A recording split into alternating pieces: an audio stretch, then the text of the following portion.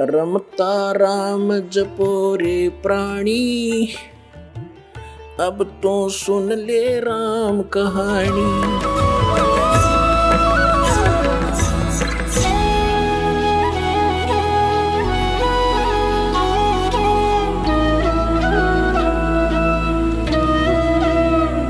बोलो सतगुरुदेव की जय। बंदी छोड़ कबीर परमेश्वर जी की जय। बंदी छोड़ गरीबदास जी महाराज जी की जय। स्वामी रामदेवानंद जी गुरु महाराज जी की जय हो।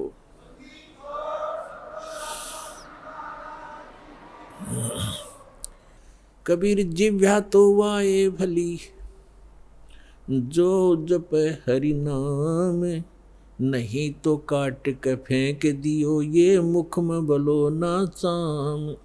परम पिता परमात्मा परमेश्वर हमारे पिता, सबके जनक, सर्व उत्पादक परमात्मा प्रभु कबीर साहब जी, कबीर जी ये परम अक्षर ब्रह्म हैं, सारी सृष्टि के रचनहार हैं। और पुण्यात्माओं, आपके ऊपर रहम किया उस दीन दयाल ने, आपको ये तत्व ज्ञान समझाया, आप तक पहुंचाया।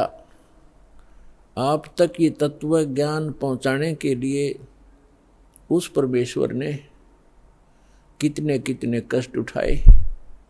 आप तक पहुंचने के लिए उस परमात्मा ने भिन्न भिन्न भेष बनाए। और आप जी ने इस काल की भांग को इतना पी लिया कि इस काल के इस नकली सुख, इस झूठे सुख के नशे में आप भगवान को पहचानना भूल गए। परमेश्वर कहते हैं, मैं रोवत हूँ सृष्टि को, सृष्टि रोवे मोहे, गरीबदास इस वियोग को समझ न सकता कोई। हमारे पिता कहते हैं, हमारे भगवान कहते हैं कि मैं तुम्हें रो रहा हूँ, तुम्हारे लिए भटक रहा हूँ कि तुम गलत स्थान पर रह रहे हो। या कोई जीव सुखी नहीं, या सुख नाम की वस्तु नहीं। और आप यहाँ सुख खोज रहे हो और सुख देने वाले उस भगवान की खोज कर रहे हो, उसके लिए रो रहे हो, तड़फ रहे हो। मैं तुम्हारे लिए रो रहा हूँ कि मैं हूँ वो परमात्मा, मैं तुम्हारा जनक हूँ, मैं तुम्हारा पिता हूँ।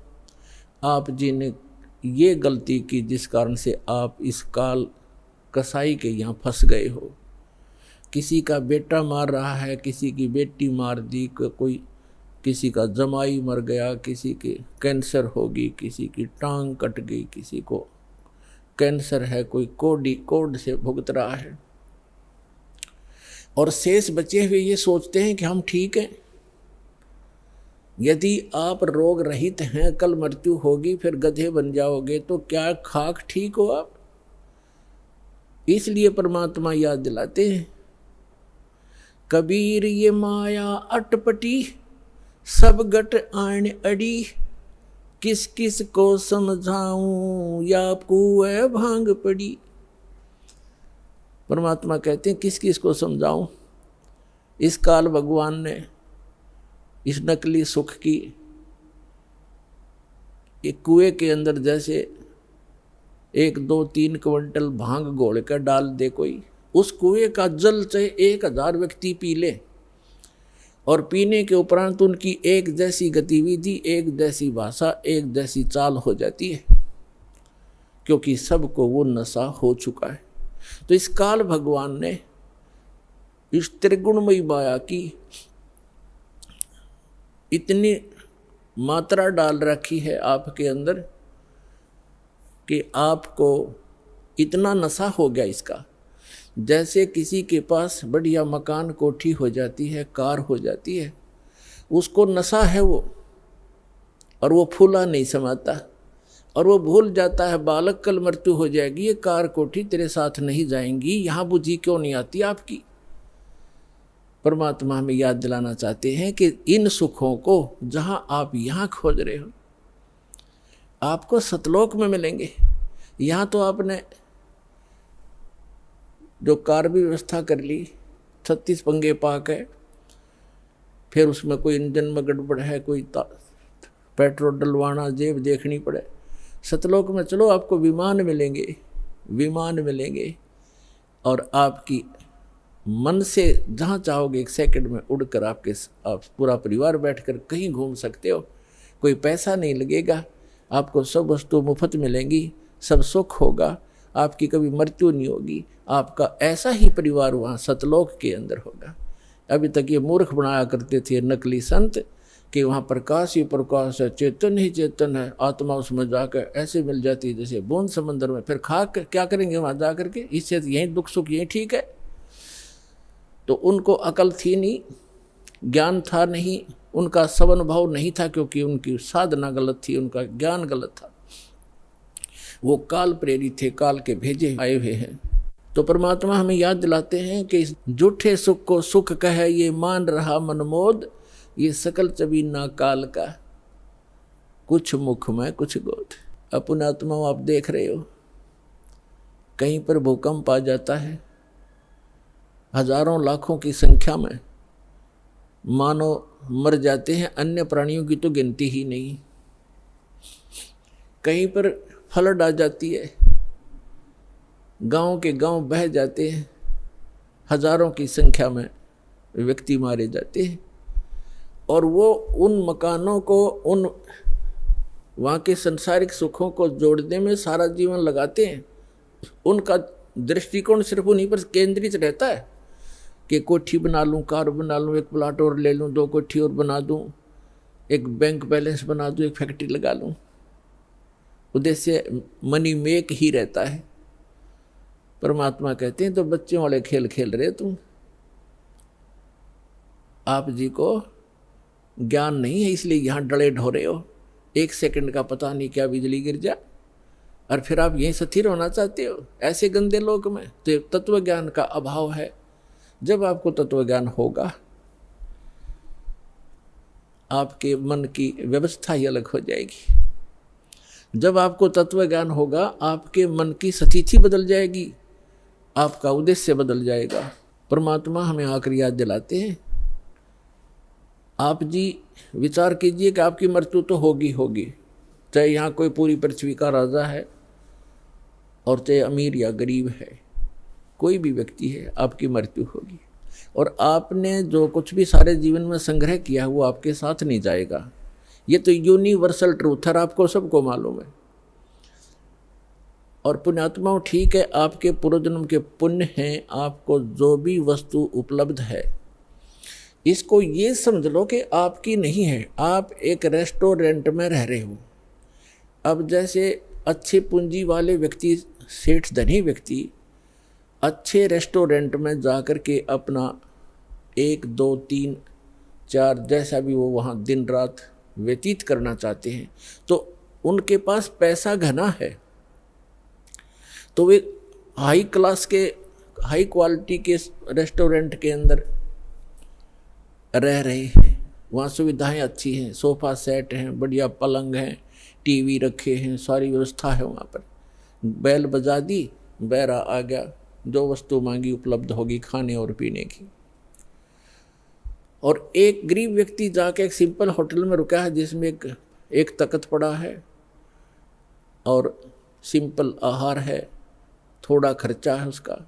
तो ऐसा ही समझ लो आप, जो गरीब है वो एक सिंपल होटल में रह रहा है, अमीर है वो बड़े होटल में रह रहा है, लेकिन वस्तु किसी की नहीं। वहाँ पर होटल में गए व्यक्ति को पता होता है कि यहाँ तेरी वस्तु कोई नहीं है, इनको प्रयोग कर सकता है, वो भी अपने खर्चे से। तो इस काल भगवान का ये होटल है फॉर एग्जाम्पल। और इसमें आपके पुण्यों के कारण आप सुविधा जो आपको है वो आपके पूर्वजन्म की पूंजी से है, जेब आपकी ही खर्च हो रही है। जो सुविधाएं आपको उपलब्ध हैं आपके पुण्य क्षीण हो रहे हैं। और गरीब व्यक्ति है वो समझ ले सिंपल होटल में रह रहा है, कोई झोंपड़ी में है, चाहे सिंपल मकान में रह रहा है, तो वो भी एक होटल में ही है। एक दिन दोनों ने ही जाना है और दोनों ने वो सब वस्तुएं यही छोड़ जाना है। अब जाना कहाँ है? स्वदेश को जाना है। होटल में व्यक्ति वही रहता है जो विदेश गया हुआ है, अपने घर से बाहर है। आज तक आपको यही नहीं मालूम कि हम इस होटल को छोड़कर प्रस्थान कहाँ करेंगे। आपको तो ज़बरदस्ती जब आपकी पूंजी समाप्त हो जाती है, आपका समय समाप्त हो जाता है, उस होटल से पकड़ कर बाहर फेंक दिया जाता है सड़क पे, आप कहीं जाओ। जब हम घर से बाहर चलते हैं वैसे किसी काम कार्यवश, तो जाने से पहले हम वहाँ कहाँ रुकेंगे, रात्रि हम कैसे व्यतीत करेंगे, उसकी व्यवस्था पहले करके जाते। और संसार छोड़ के जाने वाला व्यक्ति कभी सोचता भी नहीं कि मृत्यु के बाद मैं कहाँ जाऊँगा। तो वो ज्ञान अब आपको प्राप्त हो रहा है कि आप ये साधना करोगे और आप इन होटलों में रहो जैसे जिसकी व्यवस्था है, ठीक है, धनी है अपनी उस सुविधा को प्राप्त करो, निर्धन है अपने उन मकानों में गुजर करो। और दोनों ही दो रोटी खाते हैं, एक गरीब भी और सेठ भी, और एक चारपाई पर ही सोते हैं, 3-3 4-4 पर सेठ नहीं सो सकता। एक कोने में चाहे 10 कक्ष की कोठी हो, एक कक्ष के एक कमरे में एक तख्त 3.5 बाई। परमात्मा कहते हैं क्या चढ़ावा मेंढिया और लंबी भीत उसार, गरता 3.5 हाथ गणाता 4.25। यानी आपको लेटने के लिए अपने हाथ, ये हाथ होता है इतना, प्रत्येक का शरीर अपने 3.5 हाथ का होता है, 3.5 हाथ का। तो परमात्मा कहते हैं आपने 20 कक्ष की कोठी बना रखी है, उसमें 3.5 हाथ और बाई 1 हाथ, भाई इतनी जगह की जरूरत है आपको। बाकी उस कोठी की शर्मा मार ले, क्या बनेगा उसका? समय खोया, अपना जीवन व्यर्थ किया। तो कहने का भाव ये है कि ठीक है, भगवान ने आपको कोठी भी दी है, सुविधाएं भी हैं, कोई बात नहीं, लेकिन अब भविष्य की तैयारी करो, यहाँ से चलने का उद्देश्य बनाओ। असक जन्म हो गए आप जी ने यही भटकतों का।